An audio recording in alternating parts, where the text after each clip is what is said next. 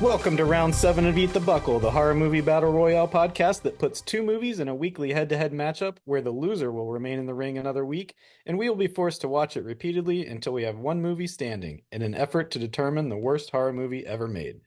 This week's matchup is 1988's Cheerleader Camp versus 1995's Tales from the Crypt Demon Knight. I'm Jared, and with me as always are my intrepid co-hosts Aaron and Josh. Gentlemen, how are you doing this week? How do you do? I How do. do, how do. I am basking in the glorious afterglow of a madmanless week. And it feels good to have two brand spanking new movies to talk about. And I'm excited to talk about them.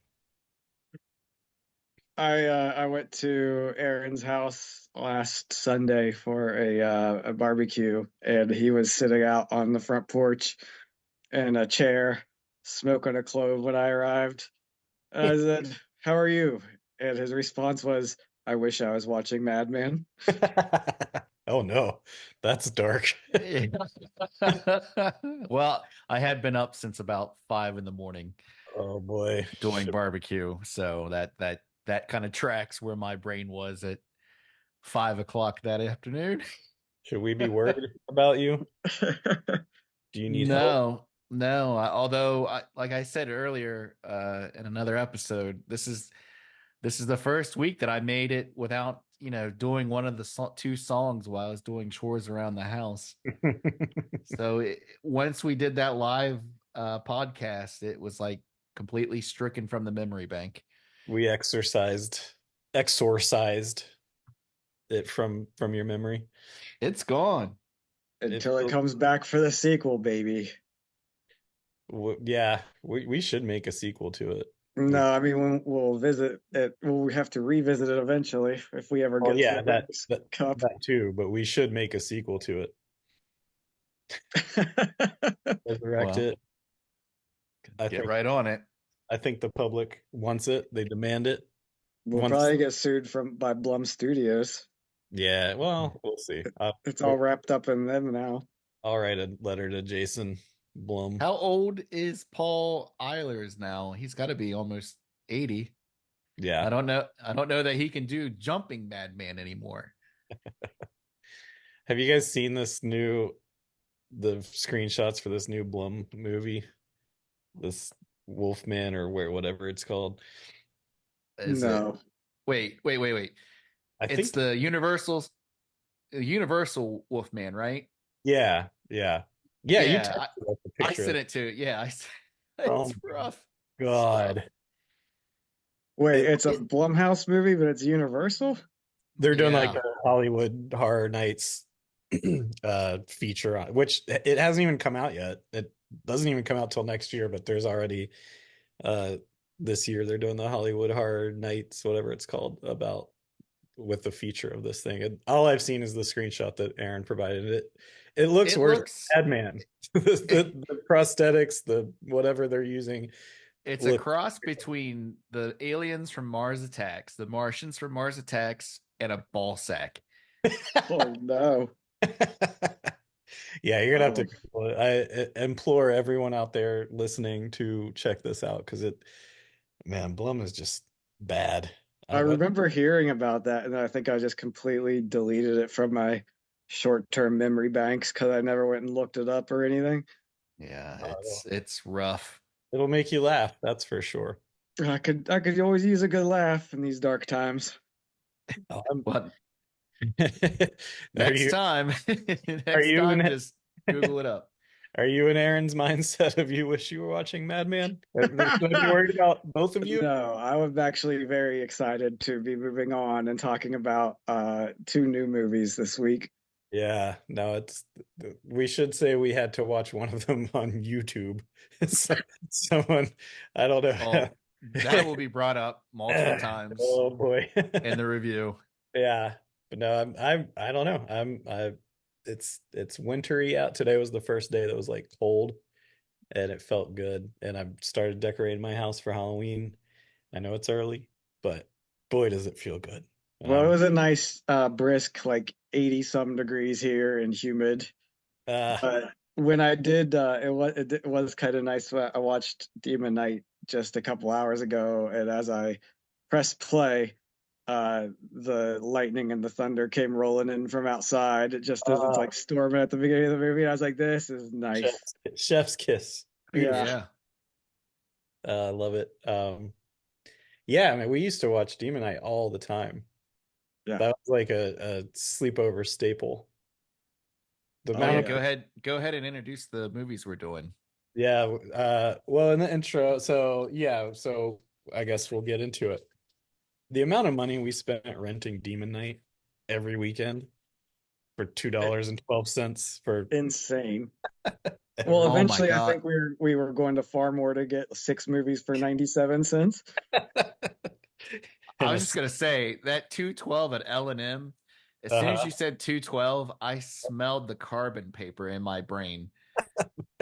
Remember when you signed that and they gave you the yellow copy? Like that memory just like fired off instantly.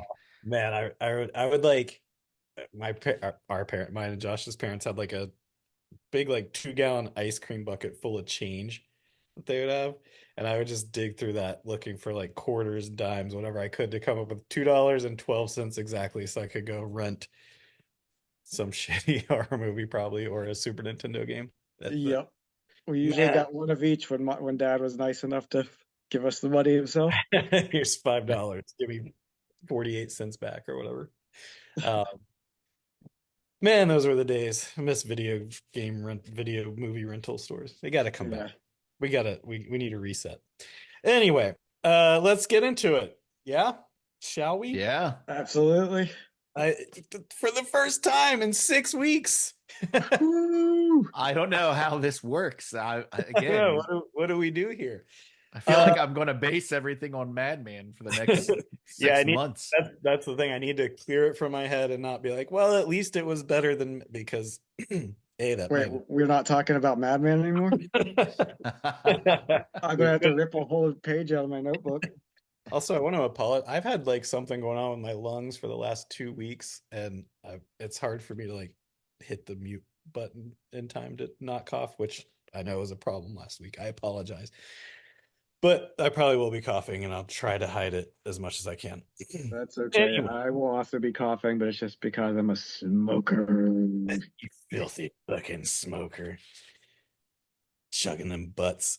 All right, Tales from the Crypt presents Demon Knight. Let's go through the stats here. This was released on Friday the 13th, January 13th, 1995.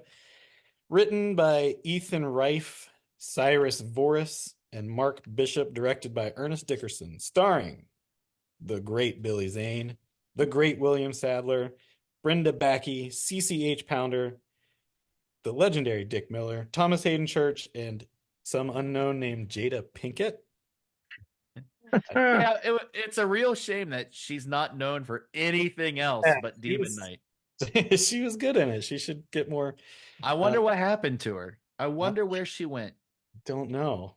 I thought I heard something about her about a year or so ago. No, that was Smith.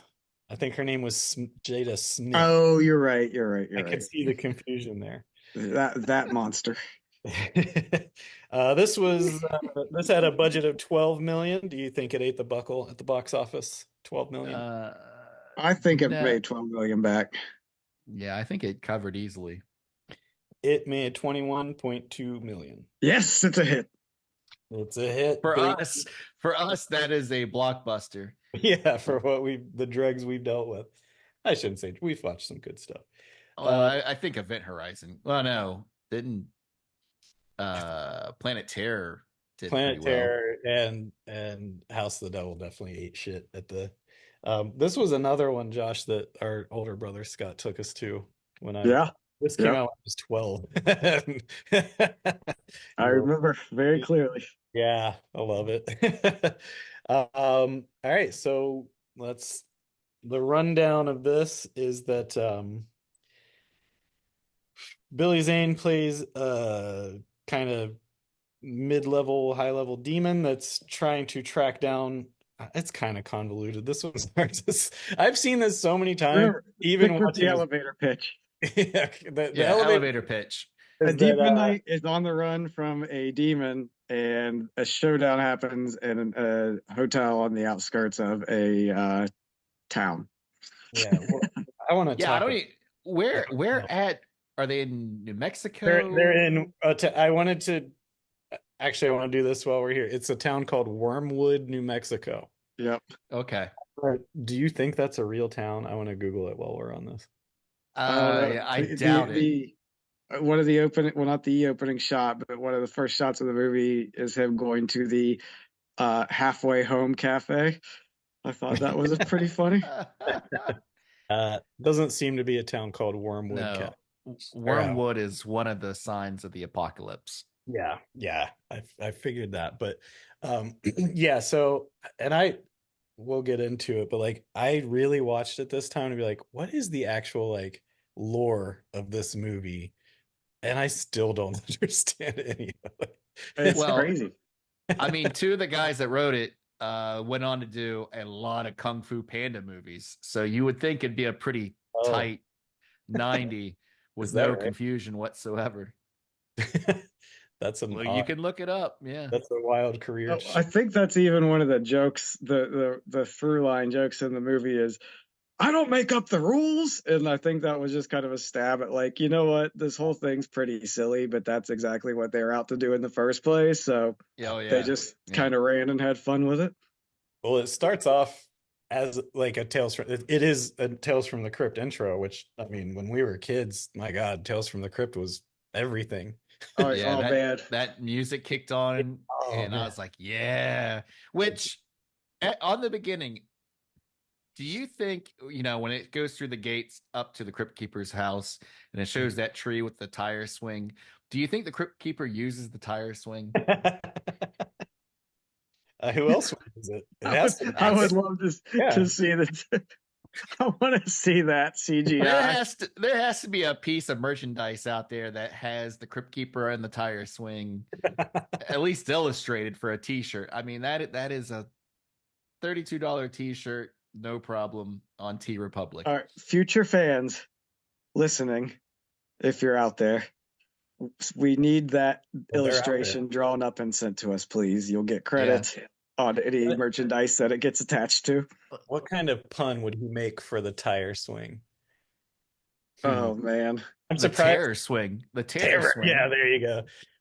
I'm surprised with how many puns and corny shit they have that the tire swing wasn't like hung by a noose or something. Oh, it might be. I didn't notice it that closely. Really let that one fall through the cracks. But yeah, I mean that it's just such a warm blanket to hear that intro, and then you get the Crypt Keeper doing his introduction, and then from there you're just off to the races with this thing. And it does play out like just it is like a Tales from the Crypt episode, just a long form one, and it's so fun. You get a And that, hilarious cameo from John Larroquette there at the beginning. yeah, that's what I was gonna say. The one-two punch of the music, and then you got to see John Larroquette. Yep. The first shot is a woman in a bathtub soaping up, like, oh, this is Tales from the Crypt, baby. Every single episode of that show is just some woman or man like plotting a murder against a girl they're with, and then things go sideways. That seems to be almost every plot of a Tales from the Crypt episode. Mhm. But then it turns out to be a fake, like the Crypt Keeper somehow is making a movie. But that's the setup. And then it gets into Demon Knight, which um I where do we start? I guess we got to start with Billy Zane's performance, maybe.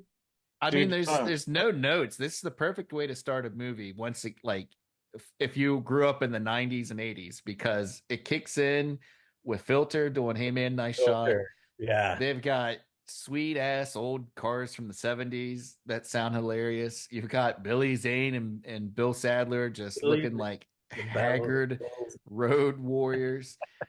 And then it just is like it's not there's no like running intro, there's no tag or anything besides the Crypt Keeper crap Yeah. for laughs.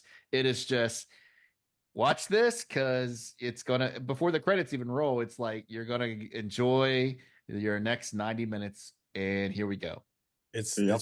It's nonstop from beginning to end. There's no boring, no boring stuff, no exposition. It's just we're in, and you buckle up, baby. You're going for a ride. But yeah, Billy Zane is so good in this. Oh man. He's having so much fun. Like I everyone's did read this was his favorite performance. Is that right? I mean, Yeah. it's my favorite performance. And I'm on the Zane train, but this Yeah. is so good. Your enjoyment of this movie is going to be based on how much you can stomach Billy Zane really theater kidding it up. Yeah. Yeah. Yeah, I would have to say that about the entire cast. So, almost the entire cast really just, I think, understood what the movie was, and I'm sure Ernest Dickerson had a lot to do with that. Like, he knew what it was, and he knew what he wanted to make, and that kind of bled through the actors. And every single one of them, like, they don't take their roles too seriously, but they just take it serious enough to have a great fucking time in their parts. Well, yeah, they Yeah. all knew we're making a Tales from the Crypt. Yeah, Yeah. I mean, it just shined every single character in this. With, I will say, like, it's not that she was bad, but probably the one sore thumb is Jada Pinkett. She just, Oh wow. I disagree. I thought I she's great. I just thought she was kind of boring.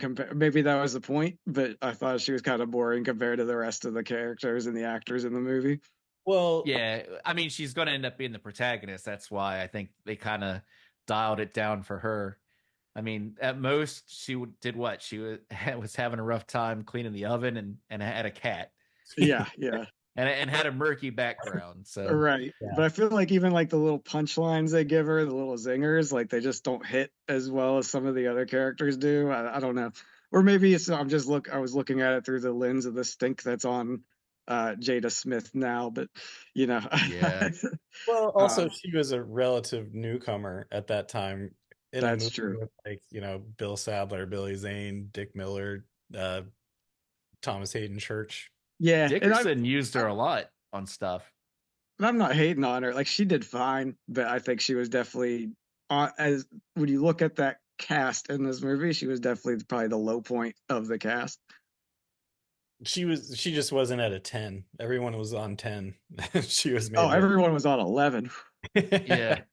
But yeah, so I guess to get into it, Billy Zane is chasing down Bill Sadler, who has a key, one of 7 keys that wards off the demons that were created in the darkness, that existed in the darkness before God created Earth.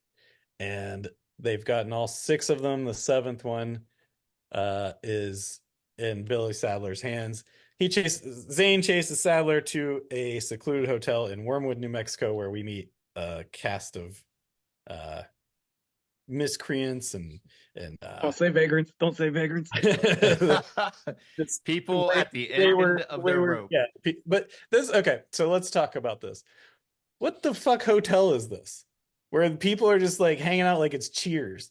Like Yeah. they walk in, they're just like, "Hey, Wally, how you been today?" Like they're just hanging out. Okay. I'll tell you what kind of hotel this is. You know, like, you ever drive by a Motel 8 and you just see the random people sitting outside? That's Yeah. what that's No, what kind of hotel this is, only to like the nth degree. but it seemed more like a bar. Like to me, the movie would have actually been better if it took place in a bar. I don't understand the hotel aspect of it. I didn't as a kid. I don't as an adult. I get there's mean, flop houses where people go, yeah. but she was still CCH Pounder, who was also awesome in this.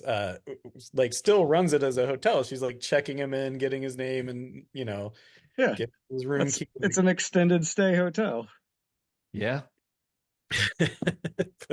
in Wormwood, New Mexico. What don't you get about this? Yeah.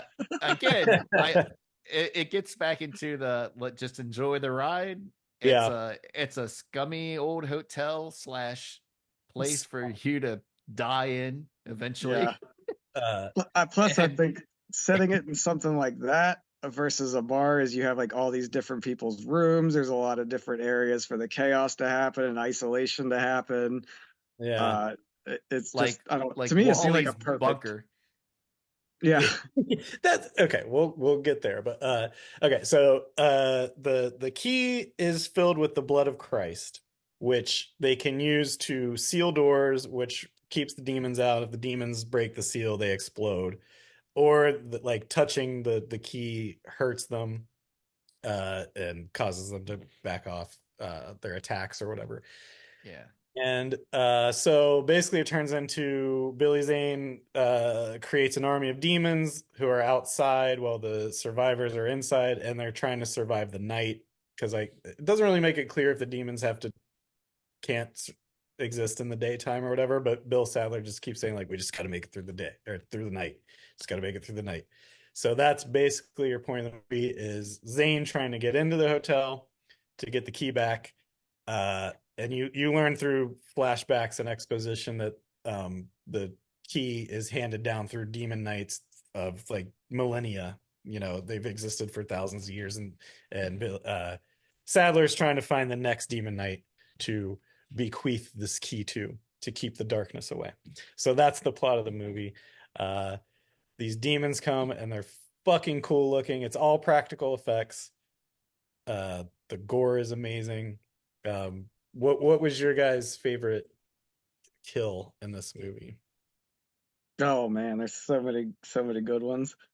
I mean, right off the bat, I think one of the best punches, no pun intended, was just the fist through the sheriff's face and then tearing his skull off, and Yeah, just like Billy Zane like flopping around trying to get the sheriff's skull off of his yeah. fist. I just dying laughing. My favorite has to be supper time. When CCH blows up the postman's suicide vest, which is there was a hot minute in the 90s where, postal, obviously, but Yeah, that's not even a term anymore, I don't think, that no. people use. If it is, it's probably not PC. It's 100% it's not, but it was one of those things where, like, I remember, I was 15 when this movie came out, thinking like, man, there's gonna be a lot of uh postmen or postal workers murdering people in my adulthood, and that's really gone to the wayside. That was supposed to be the great apocalypse, was just postal workers Yeah. starting the next world war. Rising up.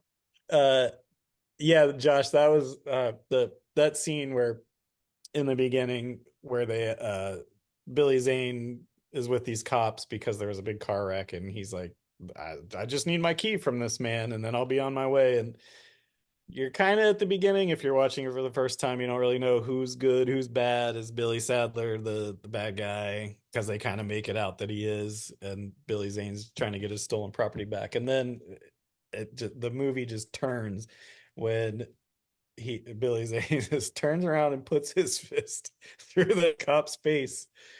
And again, practical effects, beautiful. And Yeah. that at that point, it's just all hell breaks loose and it does not let up for a second. From that point, it's just beautiful. Yeah, it's just pure chaos and it's so entertaining.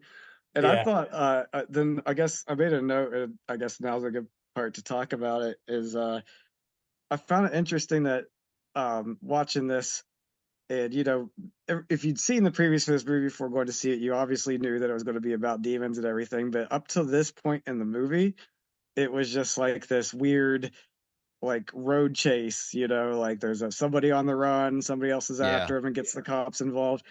And it's very much like Dusk Till Dawn, which was supposed to be part of the Tales from the Crypt trilogy, Right. where Dusk Till Dawn's the same thing, where it starts off as like this crime caper, Yeah. and it's not till the point in the Flophouse where Selma Hayek scene where everything goes to hell in much the same way.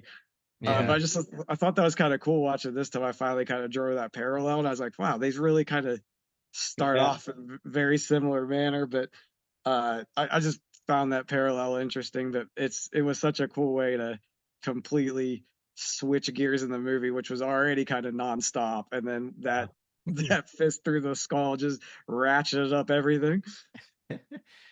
I made a note at 28 minutes because my wife swears up and down she's never seen this movie till this week. And I was like, we owned it. I think we watched it last Halloween. How do you not remember? She's like, I've never watched this. So I was like, okay.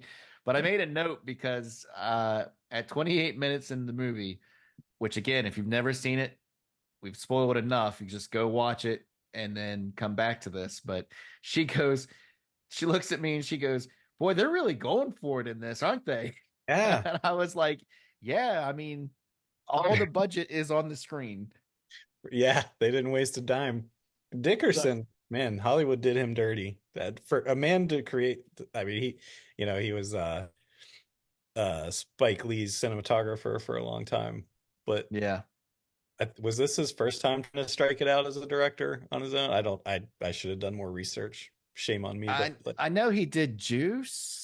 Okay, and Juice is good. Like he's made movies, but God, I don't understand why he's not. Yeah, Juice was for sure after this, or I mean before this. I'm sorry. Yeah, Juice is great, but Juice is 92. I don't know what happened there, but he should have done more stuff. But he's an awesome director. He's an awesome dude too. When you watch interviews with him, he just seems like a really cool guy. Oh yeah. I mean, he's still directing up to this year, so he's done like TV, right? A lot of TV. Yeah. But that's like he should be making big movies. Like he needs another shot. But one of the really clever devices that they do in this movie is in order for Billy Zane to try to get to infiltrate the hotel is he'll do kind of hallucinate. He'll approach each person individually through like hallucinations where it's like this set piece of him trying to seduce them by what they love, trying to be like, I can give you what you want. Like in Dick Miller's case, it's alcohol, because he's an alcoholic and alcohol and breasts. Yeah, what Uncle Willie wants. Boobs and booze. Jada Pinkett among us doesn't make you a star, but like that's a perfect way to like keep this movie chugging along. Is like, let's break it up with these like 4 different set pieces of how he can try to seduce these people to let him to basically sell their soul so he can get in. And it made me think, and I don't want to put you guys on the spot, but what would Billy Zane come to you for to be like, let me in, here's what I can offer you? Oh man, extra cheese pizza. Extra cheese pizza and a trash can. I think that's probably how Billy Zane Train would come at me. Just give me a Powerball winnings amount of money. Give me like a $635 million. Yeah, I'll give you whatever you want, baby. I can be bought for $13 million. Mine would just be a house of cats and bourbon and horror movies and video games. No responsibilities, just hang out. I'd be like, yep, come on in. But as we found out with Thomas Hayden Church, who sold his soul, he's gonna do you dirty. Yeah, he's gonna lie. Hey, you know what? Thomas Hayden Church deserved it. Roach was such a good character because he doesn't have like a redeeming moment. He's just a piece of shit from the moment you see him till the moment he dies, and it's so awesome. Which remember watching Wings and being like, "Oh, he's such a good guy," and then you see this movie and you're like, "Wait, people aren't just their character in a sitcom." But it's also Thomas Hayden Church is one of the 3 actors from Wings who you can just call Wings. Like Weber, Thomas Hayden Church, and the other guy. They're all 3 just Wings to me. Wings. You see him and you just call them Wings. And they all done horror. Yeah, true. Absolutely. The Stephen King miniseries. Oh yeah. Oh yeah. Thomas Hayden Church's best line is, "Turn it off, my nipples are smoking." Yeah. Why did the cop bust them out? Like when he's searching the room for the key and he finds them like doing their kinky sex. I think it seemed to be like he just wanted to embarrass them. Do their thing. I'm sure he's had a few run-ins with Roach over the years and was probably just wanted to embarrass him. Yeah, I think prostitution is still illegal in Wormwood, New Mexico. Hey, how could he prove that was paid for? Look, Sheriff Fat Because Andy Griffith didn't give a fuck. That guy was awesome too. Yeah, he Thomas was. Hayden Church also had that whores don't have friends. Yeah. Oh, such a bastard. He is a bastard. But yeah, okay, so you mentioned this earlier, Aaron. So at some Which point, go ahead. obviously at some point the demons get in and they like, people die, everyone dies. They're the numbers are running low of people to fight against them. So they are their backs against the wall. They go up to the attic, which somehow is filled with like Santa Claus sacks of toys, like North Pole, what you would imagine the North Pole looks like. Just that amount of bags full of mail.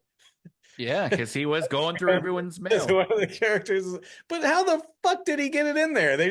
How do you get through into that attic with like, again, Santa Claus toy sack sized bags of mail up that? Who let him do that? A postman has his ways. He No, probably just told CCH Pounder, "Oh, I just got Cordelia's laundry in the sack." Yeah. and I'm just gonna put it in the attic. Don't worry. But also, not just that, but steamer trunks full of grenades and guns and shit. Yeah, it looked like Commando Yeah. when you get into the shed of doom that Arnold Schwarzenegger has in Commando. The amount of stuff in those trunks. Yeah. And I think you could, not to go like read between the lines on it, but you could probably chalk it up to CCH Pounder's character says at the very beginning that she doesn't rent to people she doesn't trust. So maybe the fact that he's living there, she trusts him, so he was bringing all that shit, and she's just like, "Oh, none of my business. He's a good dude." yeah. My other, just because this is a podcast where we try to nitpick But holes. and poke holes and figure out which one's worse, and I'm just doing my due diligence here, guys. I got you. So one of the conceits of the movie, part of the lore, is that the blood from a demon knight can mix in with, like, there's still a little bit of blood of Christ left in from the original filling of yeah. So the blood of a demon knight can mix in with that and basically refill it like you would do with like water in a dish soap container. So why the fuck doesn't Bill Sadler just like cut his hand, fill it a little bit? Like, because one of the things is they keep sealing doors and he's like, we only got a little bit left, there's only enough. At one point he's literally like, there's only enough for one more seal. and then spoiler alert. All right. Yeah, this is a nitpick because I think this is huge. No, because it's if the guy is the demon knight, he can't. It'd be like self-fellatio. Like you can't use your own blood. But they don't say that.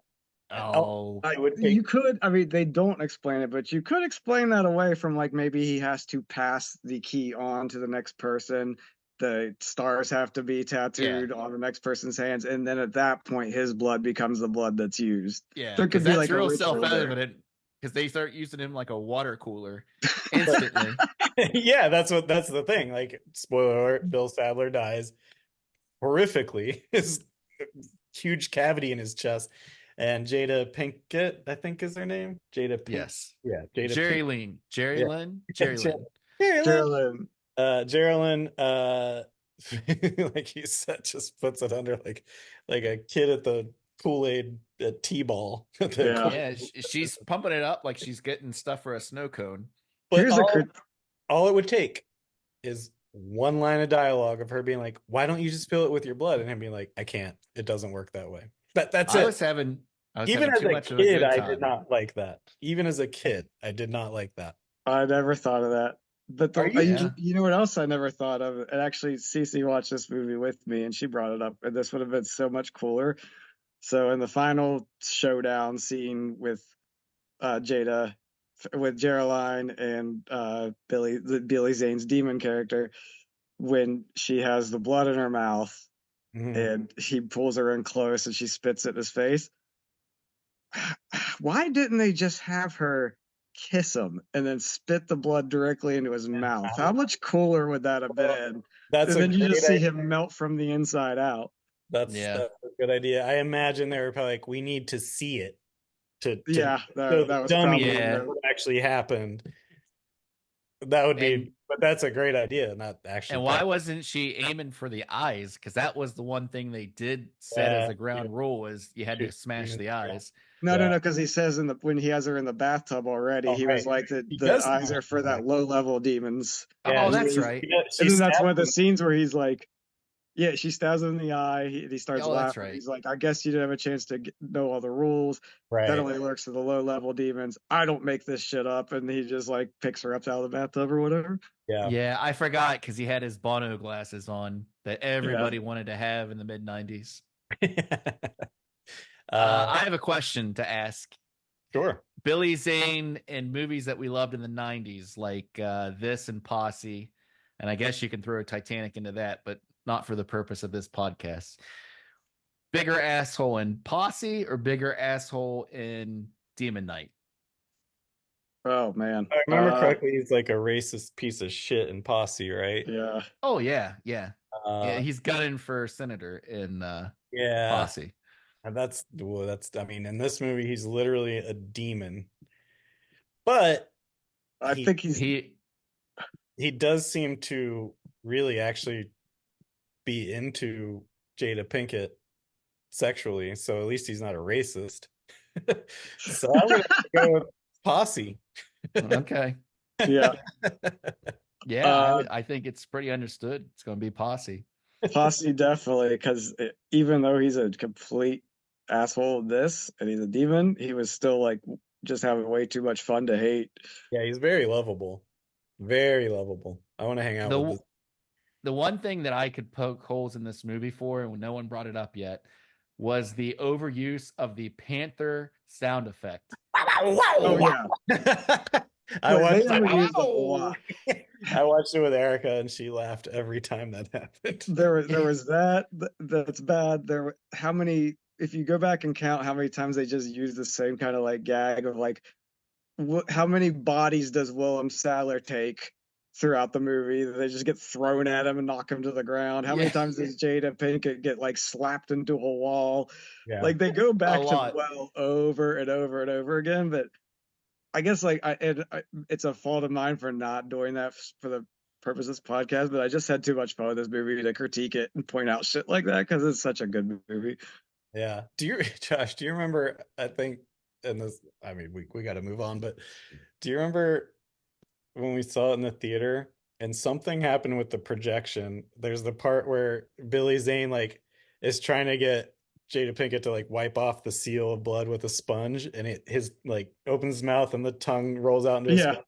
And that yeah, just it's kept the scene with happening Roach. over and over and It's over. that roach, yeah.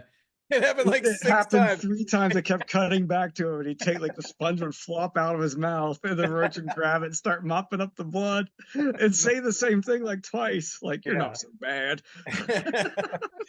Oh boy. All It was a right. bizarre loop. So I guess should we close the book on this and move on, or do you guys have more to say about Demon Knight? I got a couple more things I'd like to talk about after the break. Sure, let's take a little break and we'll come back and get you on the back end. All right. Well, you know this hell on earth business? Big fucking deal. I got hemorrhoids. Vaya con Dios. All right, Aaron, you said you had some things to sew up with Demon Knight. Let's do it. Yeah, I again, it's nothing earth shattering. It was a couple of questions I had because again, I think you can tell from this. This was one of the ones that I picked, basically the same as Event Horizon, and what was the other one? Now that I'm drawing a blank, Who even knows anymore? who knows? But it was basically wanted to revisit movies that we watched as kids and be like, were they as cool as we thought? Or does it get back into like that fallacy of, well, you loved it as a kid, do you love it as an adult? And I just had a couple points basically to clean up on Demon Knight, where it was like, since you can't get the series anywhere, like the very first episode of Tales from the Crypt, from my memory, was that there was a World War One episode. Is that correct? Yeah, well, not to be that guy, not to be actual, but I do own the box set, the whole series. I think memory serves, the very first episode was a Christmas one with an axe murderer. It's basically Silent Night, Deadly Night. Silent Night, Deadly Night, but Tales from the Crypt. And then I think the one after that was the World War II one with World War one. Yeah, yes, correct. With Michael Douglas's dad. Or no, with Michael Yes. Douglas, right? I don't. Anyway, go on with your point. Sorry. So that was just my thing, was like, I didn't even realize they actually came out with a DVD set. Oh yeah, that's the only way you can get I've it got now. all 7 volumes. Mm-hmm. Yeah. I mean, is it a Oh Blu-ray, no, it's or DVD. is it... I can't watch it DVD? anymore. You can't watch it You on can, Xbox? but with like HD TVs and everything now, it just looks like trash. Yeah. Oh, I mean, it's Tales from the Crypt. What do you want? I want Come on. 4K glory. No, we revisit it quite often. I was going to ask you guys your favorite Tales from the Crypt, but Oh, that one's I can tell easy. I The poker game can't- where they're chopping each other's fingers off. it's a great one. Yep. There's one See, with Don Rickles and Bobcat Goldthwait where they're That one's good. ventriloquists, like competing. And it turns out Don Rickles' puppet is actually like a growth, like his Siamese twin is part of his hand, and he chops There's it a- off. There's That a one's really fucking good awesome. one with I can't remember who the guest star actor is in it, but he plays like a TV host that's going through a haunted house, like a Geraldo Oh, yeah, Rivera yeah. thing. That one episode is fucking awesome. Yeah. I think that was I think it was Morton Morton Downey Downey Jr. Jr. Yeah, it's a really good episode. Oh man. the shit, but like my brain, I don't understand how I don't remember like my own phone number, but I can remember Morton Downey Jr. was in that. It's scary. It's scary. I don't like it. All right, my last question that I had pertaining to Demon Knight. Again, talking about movies we loved as kids in the 90s and 80s, like the other great big tenet that there was with these movies was the soundtrack, like that we Yes. grew up with. Yeah. Would you put this in the top 3? No. It's definitely a top 5. Well, I thought that until I realized the only actual good songs are Filter and the Gravediggers. Yeah, there's a lot of trash Because on then the like you got soundtrack. like there's like Pantera, who people love Pantera. Not for me, but But it did There's a make me James nervous. Brown song on there. There's Oh, there is? yeah. It's playing when Uncle Willie Dick Miller is not acting whatsoever. So, but in it's that whole not. scene. During And his- Wilson If Pickett's you in want to there. talk about the actual soundtrack that was released on cassette tape and CD, the bands aren't bad, but the songs are terrible because the soundtrack had Pantera, Ministry, Machine Head, Megadeth, the Melvins, Rollins Band, Biohazard, Sepultura, Filter, and Gravediggers. But Yeah. The Melvins, they're not even listed on because they probably were IMDb. not in the movie, but they're on the soundtrack. Oh, what song It's is called it? Instant Larry. Oh yeah, Instantly. Oh, it's all coming back to man. Rollins Band was just all over these soundtracks yeah. in the 90s. Yeah, Just yeah, he would just say yes to shitting, anything. just mucking it up with his shit. All right, well, everyone's going to say number 1 is Judgment Night. Yeah. So then what would be your other... I'd go The Crow. over Yeah, I would Judgment too. Night. I was going to... Wow. I'd go See, The I Crow. can't- over I would go Judgment Night. with The Crow, All right, so Judgment we're going to Night, say 1 and 2. and Escape from LA. And then Spawn. And then maybe Demon Knight. I don't even remember anything good on Oh, Spawn. I bet Rollins. can't you Band trip was on like there. I do? I bet it... Yeah, Spawn. Oh, yeah. Also, man, Filter was all over Yep, these things. Filter never passes up a chance to get a Just- soundtrack. Mr. Rolodex. It's like, hey, there's a movie with a lot of dark lighting. Who's available for Spawn that? had some good songs. Throw it dark. Spawn had Yeah. Marilyn Manson, Sneaker Pimps, Long Hard Road Out of Hell. Yeah. Was there a Butthole Yeah, Surfers Butthole song on that Surfers as well? Or there and was You Moby, Bet Your wasn't it? It Dog was Bought a Butthole Dollar. Surfers and Moby. Yeah, Uh, that sounds right.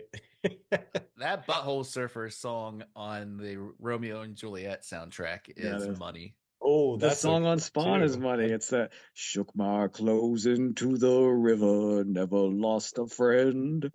In my room, I keep my little tiny rubber band.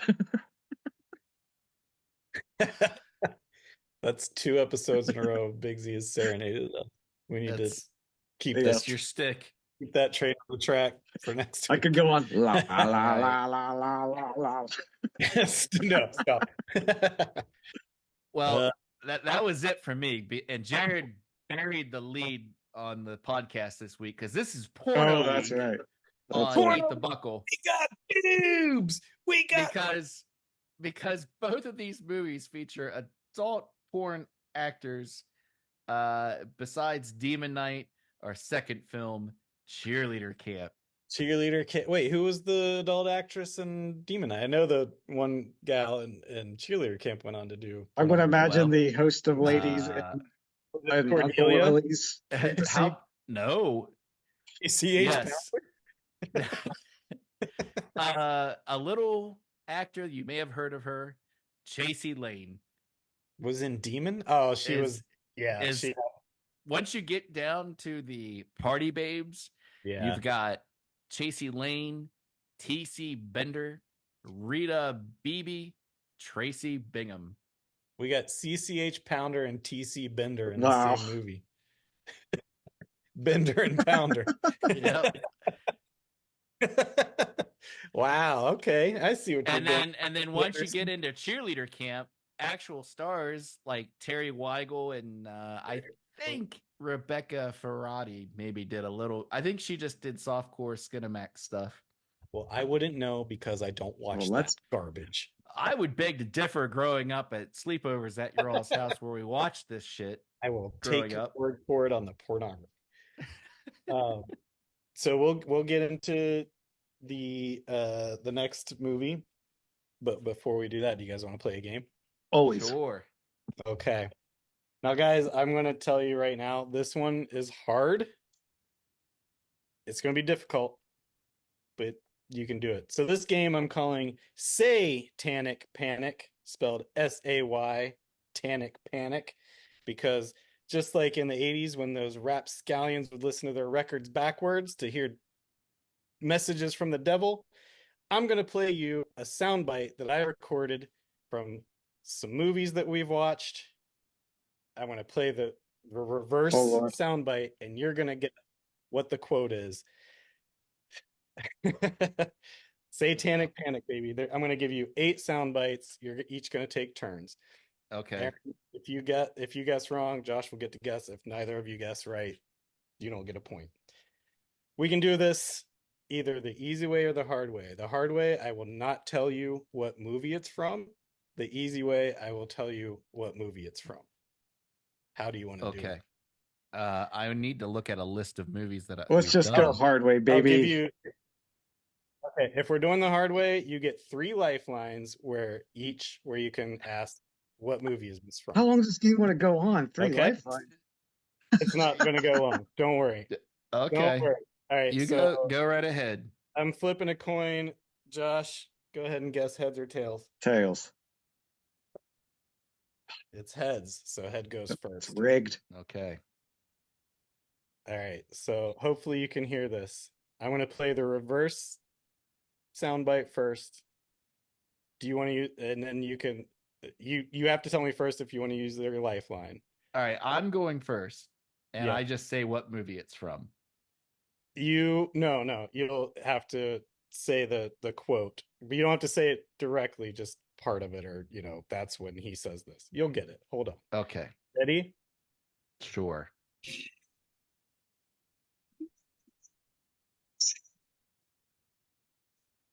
You didn't share your screen. Did you Negative. not hear that?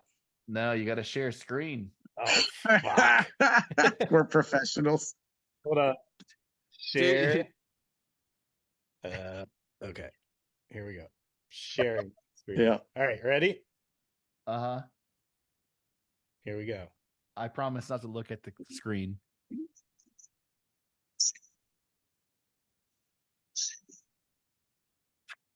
Yeah, no, You hear still it? not getting that one. No idea. I Josh, couldn't hear it. you still couldn't hear. I'm sharing it. I Well, don't this- know. Work. You might need to workshop that another week. Hold on, man. It worked in the pregame, so Yeah. I don't know what you did differently you- now. I can my see your files. files. Yes. Yes. And you're not hearing this? It sounds like a fish. Yeah, it's like blurble, blurble, floof. All All right. never mind. It's something that you have set up. Like if you would turn on live performance audio, it would Mhm. probably do it because it's muting it in the background. Oh, well. Shit. Okay. Well, Well, I don't know damn. what to do now. It worked. It worked I in the win. And Josh wins. Well, hell, we'll save it for next week. We'll figure it out. It'll be another week where you Wait, have two more try- movies. That's where Uncle Willie says God's doing some serious thinking tonight. Oh wait, you were actually going to have it in reverse? Yeah, Like a demon was? Oh, well Yeah. maybe that's that's what I'm saying. Could you hear that? Well, you put a lot of effort into it. So Yeah. Hold on. That stinks. Hold on. No, Hold on. I couldn't decipher even what it was saying. Mike 212. This is just Heard a that. test. Yeah. Could you hear that? Yeah. But that's okay. Then that's the game. No, that's not the game. Now Hold play on, the other wait. clip. That's the Aaron, guess what quote this is in reverse? Would you like to Okay. use the lifeline? wait, that was the game?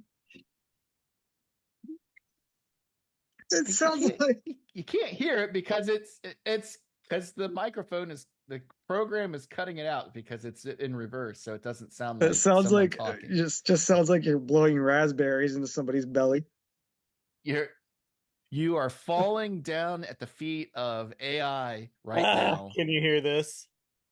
His name is Madman. Yes.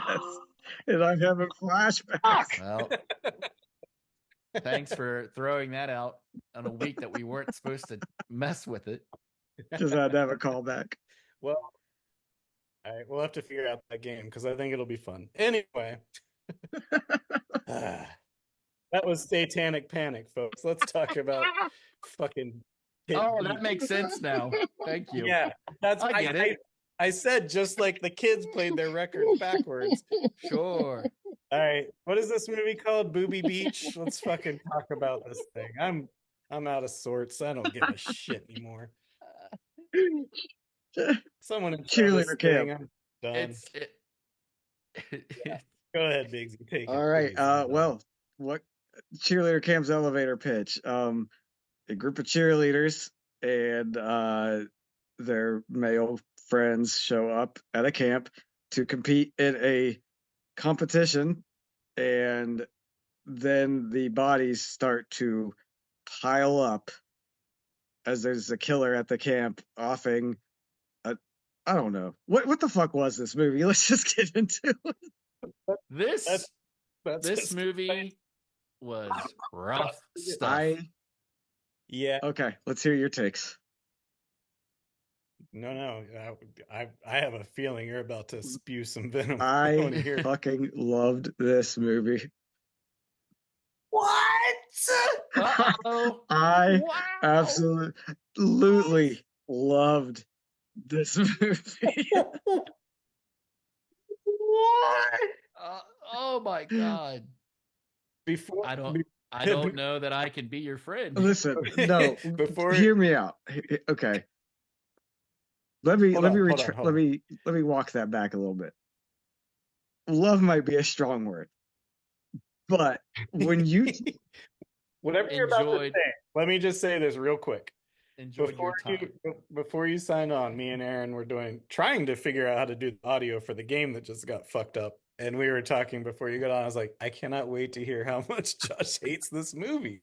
Because I thought for sure you were going to just come in with nothing but acid to spit at this thing. Dude, listen. But no, please go ahead. Tell. So set up. After subjecting us to Madman for 6 weeks, you bastard. The next movie that rolls around that you chose for this podcast was a movie called Cheerleader Camp that's only available on YouTube, streaming for free. I expected the absolute worst. I was expecting like Wood Chipper Massacre level of bad. And I went into this movie hating it. I was right. Like the first couple things in my notebook are just me like trying to write like ridiculously write like shitty things about it. But you know what? Like as it went on, I laughed. I had fun at how stupid and ridiculous it was. Laughed. Okay. I have to admit, I laughed a couple times too. What? Oh, yeah. Okay. I think the easiest way also to kind of executive summary of this movie is something the kids will love on a VHS at the rental store, because it's nothing but just soft core horror. And honestly, this is the true Lost classic in the sense of a Joe Bob Lost classic that they're always harping on about. Like, you can't get this on Blu-ray. Like, there's no Vinegar Syndrome or anything coming out. Like, it is, if you want it, it's YouTube and the Internet Archives in glorious 360p. And like, I think we talked about this with Madman. Like, the special effects would have been better for Madman if you were watching it on a VHS disc. Sure. And I almost wanted to say, having watched this, that if we would have watched Madman the same way as we watched this movie, I think we would have given Madman a lot more slack, because it just looks like you're seeing a film made with Lego in 360p. It's like Minecraft. You can't tell how shitty the special effects are. You can't tell, is that a breast? It just is pixels, and pixels gives a lot more leeway, a lot more runway for you, the home viewer, sitting in your computer chair. And maybe my setup isn't as nice as yours is, but like I didn't have that much of a problem like when I was streaming it through my Xbox. It wasn't that grainy, it wasn't that pixelated. It looked like something you'd watch on cable TV. But you Xbox maybe it cleans it up a little bit. No, ours looked like shit. I watched it on my Fire TV. Guys, sorry, let's get I feel like I gotta give the devil its due. I did not intro this movie with its rundown of director. We gotta credit the people who made it. I was so despondent about my fucking game failing that I just Cheerleader Camp, written this did not have a theatrical release. It came out in 1988. Yeah, I couldn't tell that. Written and directed by David Lee Fine and R.L. O'Keefe, which sounds like a fake name. Directed by John Quinn, starring Betsy Russell, Leif Garrett, Lucinda Dickey, Laurie Griffin, who you may know as Pamela Wells from Teen Wolf, and Buck Flower. Okay, no financials of box office or budget. So, okay, let's get back into it. I'm just going to listen to you guys talk about what you liked about opening this. theme reminded me of remember back in the heyday of like cassettes and CDs where there would be like a discount bin at Kmart or Walmart up front. The opening theme and then the closing theme and pretty much the whole soundtrack in between sounds like one of those cassettes that was like 120 minutes of scary haunted house sounds. It would be like I cannot for the life of me even think about what the sound was from the music was in the beginning or end of this movie. It started out like a Nightmare on Elm Street movie.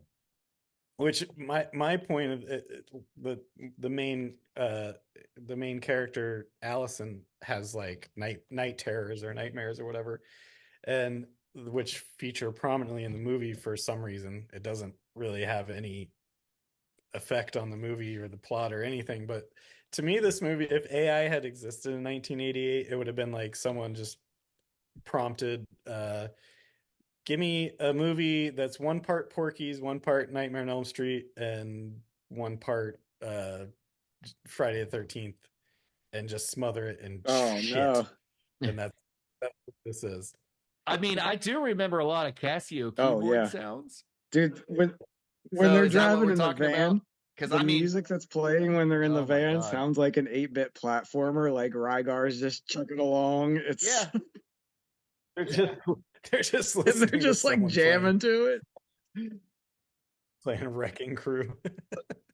I mean, the actual dialogue sound like like an Italian dub. Like I didn't believe anyone was actually talking. Like the whole movie had to be overdubbed, like they do the Italian Oh, there was definitely a stuff. lot of ADR and overdub in it. But my thing when I first saw this movie start, besides Josh's Casios, was the fact that Daya came up as like producing it, and I was like, oh shit. The only thing I know them from is Gamera. So Gamera, there's going to be some Gamera like toys or something somewhere. And I was really upset with this movie that there was no Gamera tie-in That's what for the whole upset you about this people in movie was getting Japan. no Gamera tie-in. Wanted Kaiju. Well, I mean, one of So the I don't know, things, Jared. yes. When we had our Friday the 13th versus Madman episode, you went on and on about how I should look at that movie through the lens of it being a parody.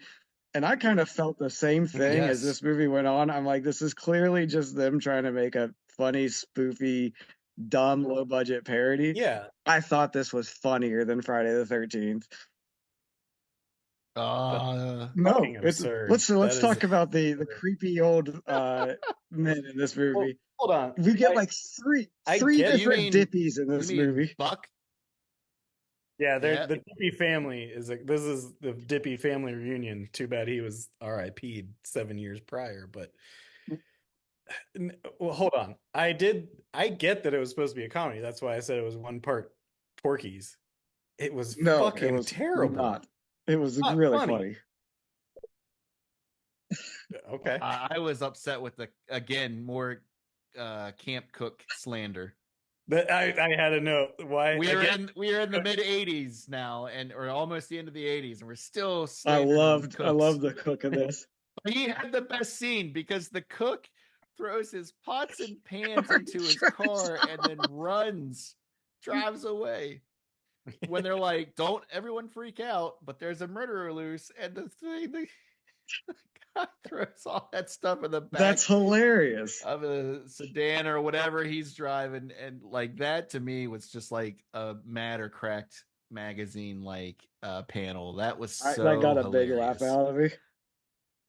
What was the other guy's name? Okay. Glop. I didn't quite catch it. You're talking about George Buck Flowers, the only Yes. guy that sounds The guy like that would this. be He's been everything.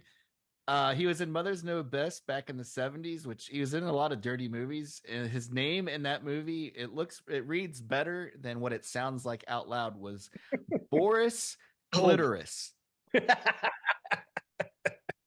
Wait, in this movie? No. I was In like- that movie, his name in this movie is just Plop. I thought it was gonna say- Plop. Yeah. I was gonna say you just turned me around on this movie if his name was Man, Boris Clitoris. But he played a flasher. He was the drunk, whatever you want to call a person of down on his luck in Back to the Future, and a bunch of other shit. And then he's John Carpenter loved this guy. He was in The Fog, where he's like, "There's no fog out there." Oh yeah. I love That's this true. guy. Yeah. That would as soon as I saw that he was in this movie, I went, I might actually like this movie. I loved him in this movie. I thought he was amazing. He saves this movie. The main character, I'm pretty sure at different times in the movie they call him Brad, Brat, Brant, Brent, Brett. What was his actual name? Does anyone know? I wrote down I Brent. I had I Brant just referred to him or as Brent. douchebag, so I'm not sure. He was like TP on Yeah, at 1,000. Oh, he was 1,000% he was TP. Yeah. easily the most hateable character in this movie. I was just waiting for him to die and very upset when he made it all the way to the end. There are two very scary scenes in this movie. And the one that I think is the scariest, I'll get to in a sec, but the second scariest, besides number one, is the mascot eating contest. I had that which down as actually which funny in my notes. which Leif Garrett was in costume as one of the mascots. Oh, So that leads into number two. The scariest scene in this movie was Leif Garrett rummaging around his crotch with a sock to stuff his underwear. And I was like, oh, I don't need this in my life. I don't was a need to see weird this. scene. and then throws it at his And buddy's then face. followed by chuckles. So let's talk about some weird shit that like I didn't love everything about this movie. There's some stuff that's really fucking cringy. Like right after the first girl dies, I'm pretty sure they just refer to as hot girl half the time or naked girl. Yeah, and Suicide girl, yeah. I believe. After she dies and Yeah. the fat dude's in the cabin watching the video he took of her sunbathing naked. And Leif Garrett's even like, Yeah. she just died, dude. And he's like, so what? It's tits. I'm like, this is just, that should have been wrong back then. That's the trouble with these movies. Yeah, you're right. It should have been wrong. Yeah. Like the trouble with like trying to talk about these movies is like I try to view. Of course, we're all on the right side of history on social ideals and whatnot, but like I have to like try to watch these things of a lens of like when they were made, what what was happening at the time, whatever. Like, and there was a lot of shit in this movie that had to be overlooked. And that's why I'm not even going to go over Including most of like the notes I took at the beginning because I started viewing it through the lens of like the angry, upset about everything, current take. But I had to stop because I'm like, it's 1988. Like it was totally different lens of a fat dude sexually harassing women, and then they turn around and giggle and hug him. Like that was just it was a different time. Yeah, but that my point is like that's not even why I hate this movie. all that shit looking at it today is like, oh, that's weird, but like just but in my mind I just put it all aside. I'm like, I'm just going to enjoy what I'm watching, and there was very little of that you didn't, for me to do. Did you not enjoy the fat guy during the Mrs. Doubtfire routine during the topless Sunday? No, I didn't. I was just going to mention Timmy doing the Mrs. Doubtfire. Timmy, I looked him up on IMDb, and I was like, I saw that he was in Roadhouse before the movie started, and I was like, oh, I bet that's the fat guy that gets crushed by the bear in Roadhouse. No, it's the other fat guy in Roadhouse, which I forgot about, who plays one of the good guys. And then I was kind of let down. So like to me, Timmy was behind the 8 ball for me, and then he did the Mrs. Doubtfire thing, and I was like, okay, well that's something that you would have laughed at if you were 8 watching this. Yes, you would have had a good time with this back in the day. The whole like, and I thought after the Mrs. Doubtfire thing, when they strip him down, I was like, look, it's equal representation. And then he jumps into the creek. Yeah. That's like 1 foot deep. And I was like, that guy for real just hurt himself. He broke his neck. Yeah, I mean, right off the bat, you get his big pale white ass stuck in the van window when they're at camp, which it was stupid. It was so stupid and like made me groan, but at the same time, it's like this movie's fucking wild. They don't know what they're going for. I don't know what they're going for, but I had a really good time with it. Right, they did not know what they were going for. Dude, the first on-screen kill. 40 minutes into this movie. I have a note. The second on-screen kill an hour and 4 minutes into If we're this talking movie. body count and horror factor, this movie's terrible. It's But what is there to like?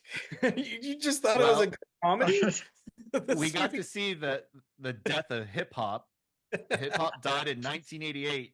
Yeah, with the rap that they do, like because Timmy and Leaf Garrett, Brent, are in the team too, and like they're basically instead of like being the bottom of the pyramid like my brother was when he was a cheerleader back in the day, it was more just they were hype men. Like they didn't do anything physical whatsoever, except there's one scene where Leaf Garrett has a girl up in a handstand kind of thing, and he's looking up her skirt, of course, because he's a creepy little elf. But I was just like, man, why this movie had to kill hip hop the way that it did. I love that scene. No. It was so bad.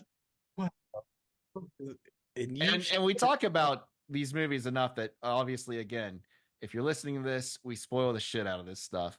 But my God, when we were watching that scene where like they're like doing present and they do that whole chestnut that we did in high school, like present or here, and the chick that is the alligator is the mascot, Corey, isn't on the list. I went, well, she's the killer. How about that scene there? There's like 5 of them, and then what's her name? The camp cheerleader camp counselor. There's 5 of them huddling around her, and she's just screaming their names in their faces. Yeah. Oh, Mrs. Tipton. It was so funny. Mrs. Tipton was really going for it too. Look, I don't know if this was done like like avant-garde to be that much of a play on the tropes of these movies, but that's what it wound up like, and I just loved it. I had so much fun with it. It was what I said it was. It was someone was like, let's make Porky's and Friday the 13th, and for some reason have like nightmare sequences in there because this was when Freddy was hot. I was amazed that there was only one counselor in charge of the entire camp. After watching that hands-on ratio of Madman for 6 weeks, that Mrs. Tipton was the only one in charge. I was like, she ruled that camp with an iron fist. Differently at cheerleader camp.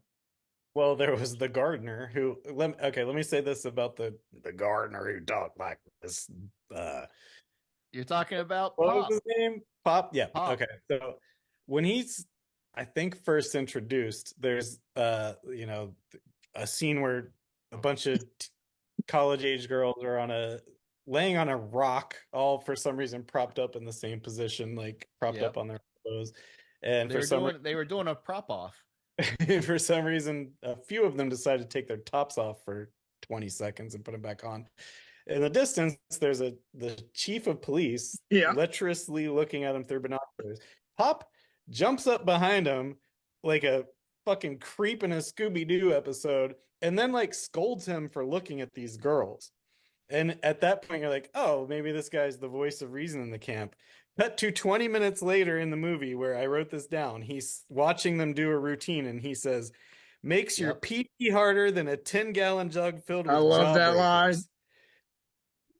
But like, what the fuck? Why is he scolding the he's telling the sheriff of police? Well, like, obviously that's a red herring in the movie, but he found the sheriff who's also crooked sneaking up on these girls and thought I'd give him a hard time.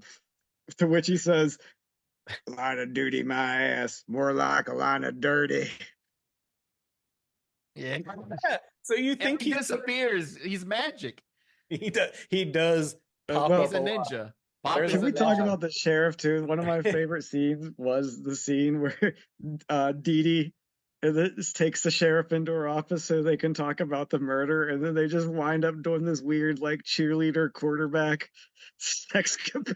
That fucking killed me. Fucking hated that. I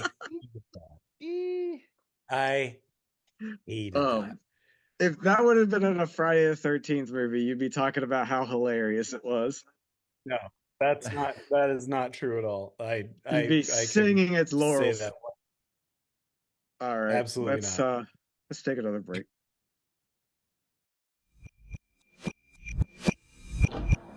Ronnie, would you mind handing me my screwdriver?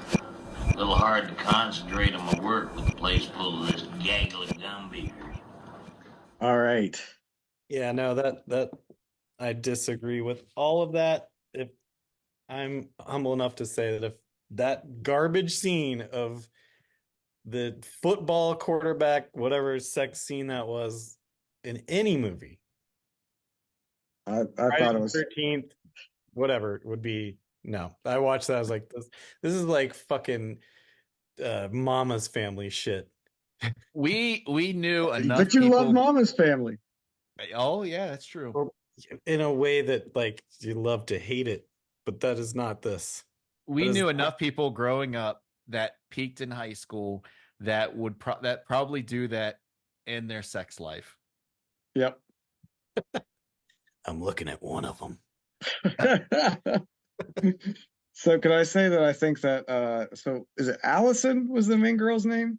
Allison was the yeah. I think Yeah. halfway through this movie, I thought Alice and Corey would definitely exchange numbers when they got back to the city. The big city, yeah. The big city. But man, was I wrong.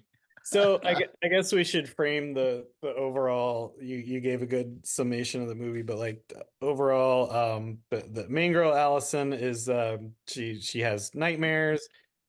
I don't know what they're from. It doesn't really explain it. Has no bearing on the movie, but people It start. has a lot to do with the No, movie.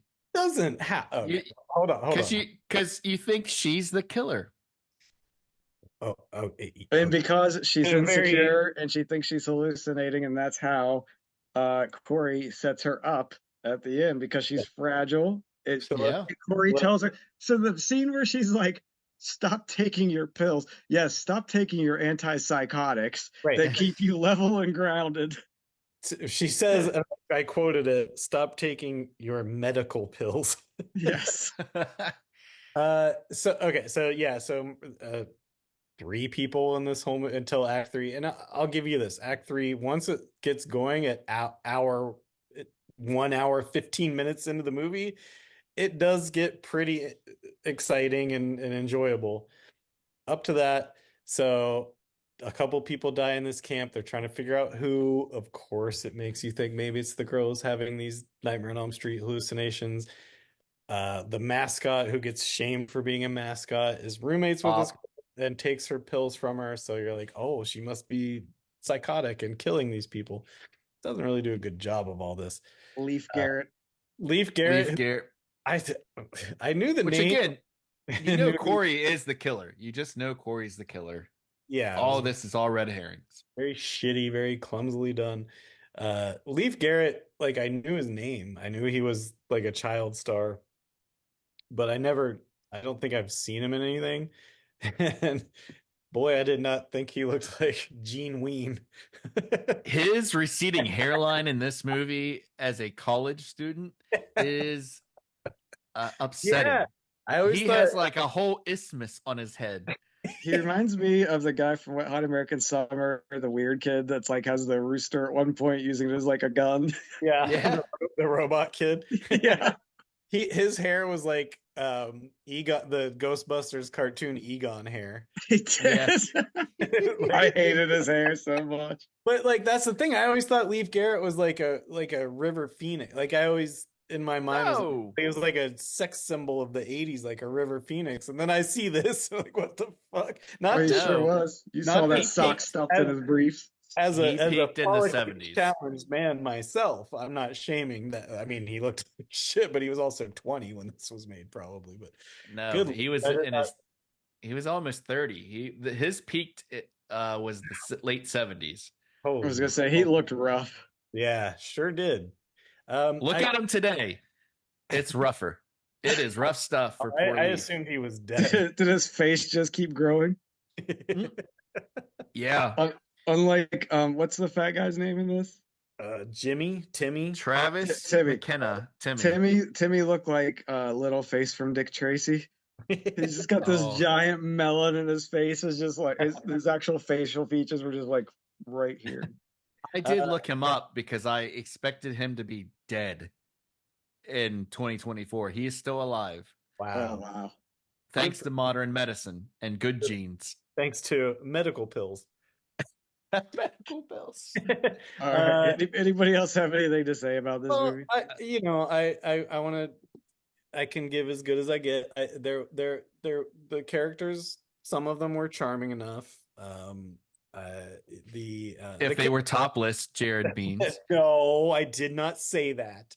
It was great to see Pamela Wells. Look, Teen Wolf, as a kid, Pamela Wells might have been my first crush ever. So to see her in something else, she was good. She was delightful. I thought the girls were good.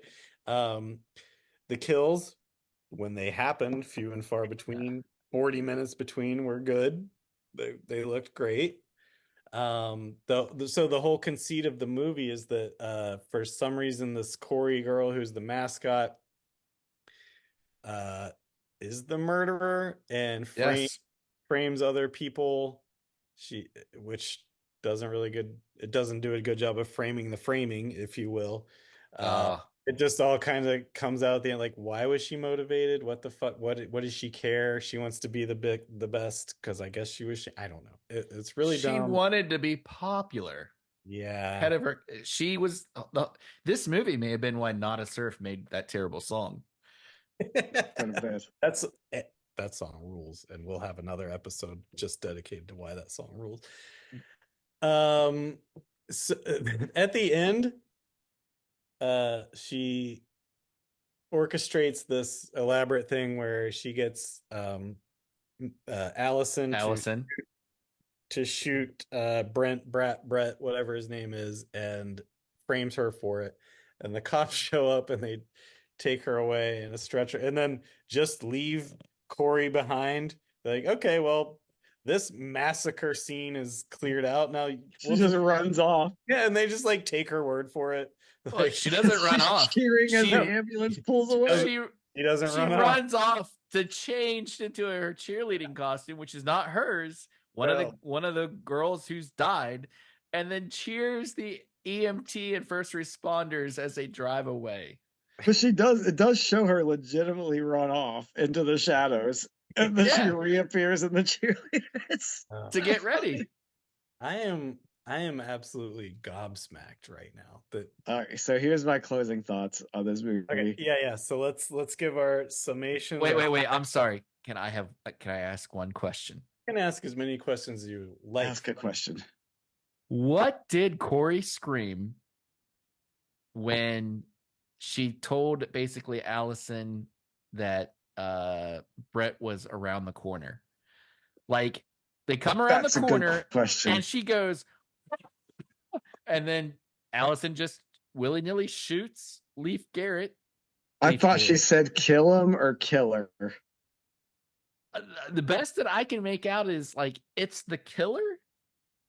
Yeah, something like that. She knows it's her boyfriend Brent. Like, it's not like it's going to be just, and like, aren't you going to just see who you're shooting before you go Betsy style and just murder people with a shotgun?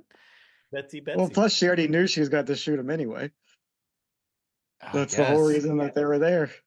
But I just laughed because I was like, oh, here we go again. The end of the movie, one of the pivotal scenes, and this is going to be even worse because there's not going to be any subtitles, and trying to figure out what she says. That's right. Yeah. Well, unless, wait, you said there's no 4K or any? There's no. Maybe it'll be a good entry for Satanic Panic. When we try it next week. Triumphant return of Satanic Panic. You guys are going to love it. It's going to be great. I promise. All right. Yeah, it's going to be great. Let's get your final thoughts.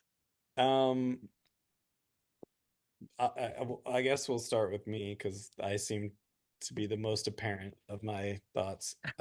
This was by far the worst movie we've watched so far. This thing was oh, come on. There were a few things to find enjoyable about it, but as I found myself doing on viewing 5 of Madman, just looking at the clock every 5 minutes, being like, oh my God, there's still an hour left. Oh my God, there's still 40 minutes left. This thing sucked. Hate it. Look, as we say, I hate to punch down.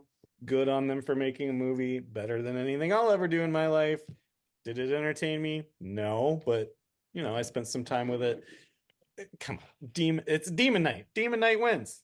We're gonna be watching this piece of fuck. I cannot watch this thing. I might quit this show. Wait a second. It's week 7. So if Demon Knight wins, you think Demon Knight is worse than Cheerleader Camp? No, Demon Knight's better. All right. So Demon Knight. Battle, so the loser remains in the ring, being Cheerleader Camp. One of these days, we're gonna figure this out. Demon Knight put fucking this movie in a Fantastic Four, Lion Tamer. Doink the Clown came out and just tied this thing in the face. It ate the buckle. Fantastic Four, huh? Did I say fantastic? A figure four. This is the worst movie we watched by far. I cannot fucking believe you guys found anything good about it. All right. Well, I guess I'll go next. Because Josh is going to be the wild card here. Again,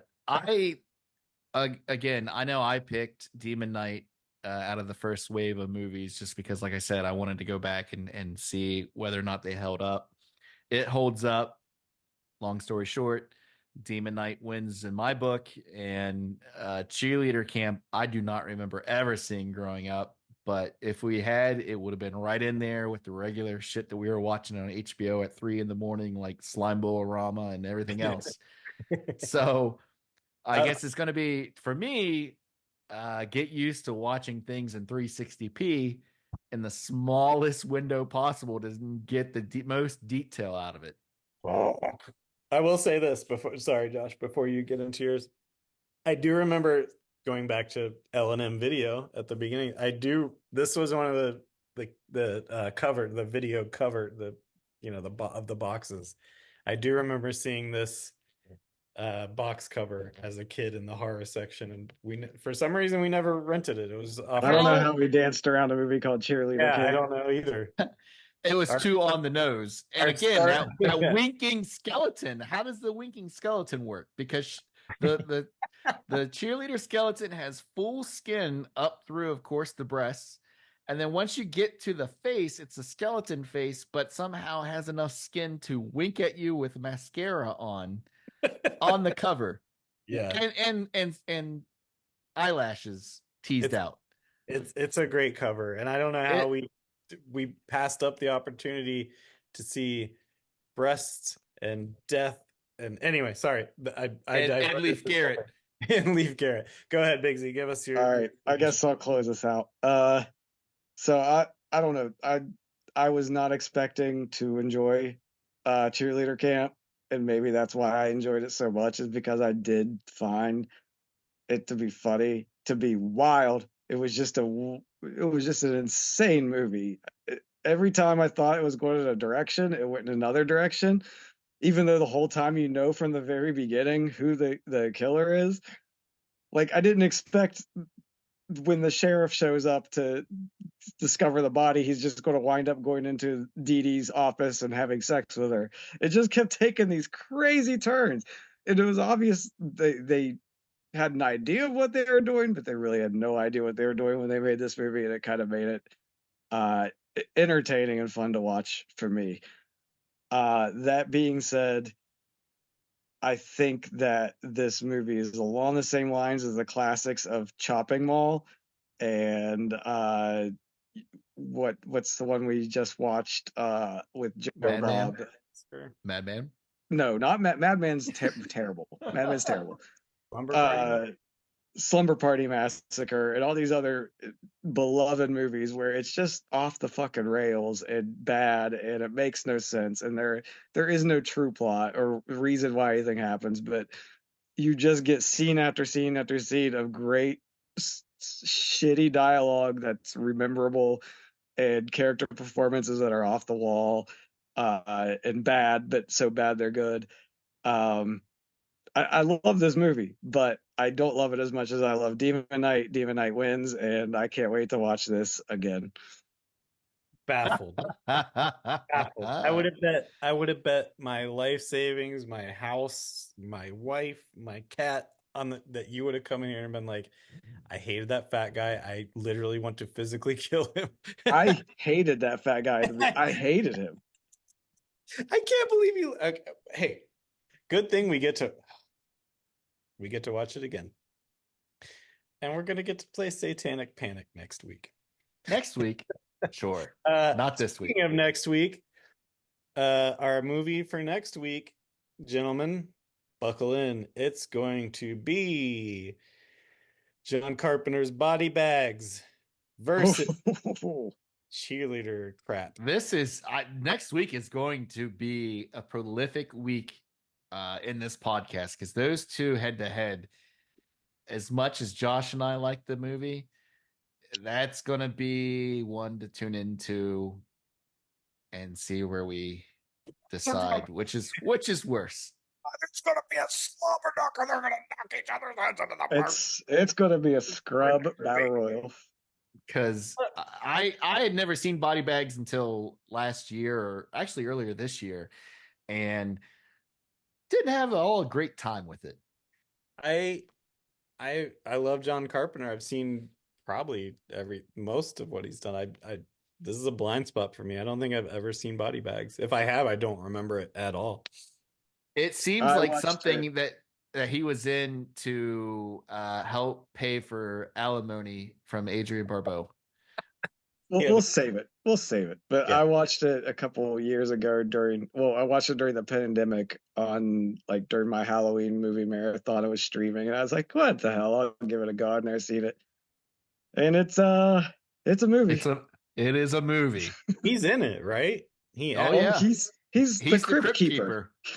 Oh fuck! This is gonna be bad. Oh, I can't wait. You can smell the pound of cigs coming off of him. Just cigs and pot. Just out of his pot. Dude, you could tell just from his performance as the Crypt Keeper character that he didn't even want to be in the movie. We'll save it. All right. And that's a preview of what you'll get next week. And save room, folks, because we're gonna eat the buckle. Bye, buckle bodies. We'll start with Allison. She's so fine, but look at her long or you'll go blind. Next is Pam. She comes out with a fam and will tell you this, she ain't no sham. Next is Ronnie. She acts kind of funny. Steal your heart, but not your money. Can't forget Teresa. She's got what it takes. Putting her on this team was no mistake. Last is Lori. This is her story. She's our gator. You'll be seeing her later. And we're Brett and Timmy. We're part